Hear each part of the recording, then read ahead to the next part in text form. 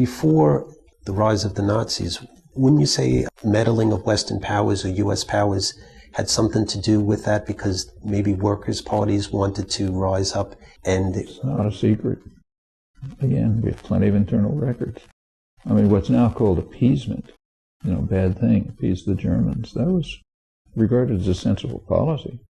1937, the State Department described Hitler as a moderate who's standing between the extremes of right and left, and if he doesn't succeed, the left, the labor and disillusioned middle classes might get together and maybe even move toward the Russians or something, but in any event have a worker-based leftist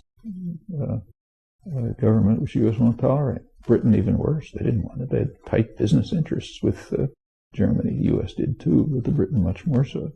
So they were much happier to work with Hitler. In fact, as late as 1938, they probably could have stopped the war.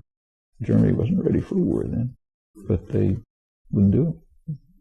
A 1937 report of the State Department's European Division described the rise of fascism as the natural reaction of the rich and middle classes in self-defense, when the dissatisfied masses, with the example of the Russian Revolution before them, swing to the left. Fascism, therefore, must succeed, or the masses, this time reinforced by the disillusioned middle classes, will again turn to the left.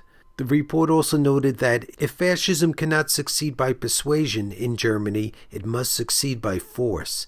It concluded that economic appeasement should prove the surest route to world peace, a conclusion based on the belief that fascism as a system was compatible with U.S. interests. One of the books on this topic is Thank God They're on Our Side, and it shows you a history that I don't think is being taught in school, how greed has caused an enormous amount of misery throughout history, and that the quest for stability is really continuing the status quo of greed with a disregard for democratic rights of the people. Look at what they're willing to do to keep down the people. The so-called quest for stability. On whose terms? That's the key. Quoting from this book, page 86, this concern was heightened by the growing appeal and power of the left in many nations and the questioning of capitalism that the Great Depression engendered.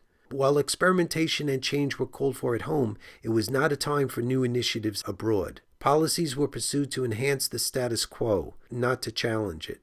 Moreover, globally, the economic crisis created a movement away from parliamentary or democratic government in many nations to a more authoritarian rule. There were no assurances that this upheaval was over or that the momentum might not swing to left-wing or radical nationalist movements. Given these circumstances and concerns, Roosevelt accepted and extended the policies and ideas of his Republican predecessors in most areas of the world. The tension between the U.S. desire for democratic governments and its quest for stability and non-radical political change was drawn even tighter during the 1930s. This would mean no fundamental changes in the ideology and policy towards right-wing dictatorships. This clip of my interview with Chomsky is basically to take a break from dealing with the horrors of the Afghan massacre, which I'm doing another video on that's coming up soon. It'll be available here when it's ready.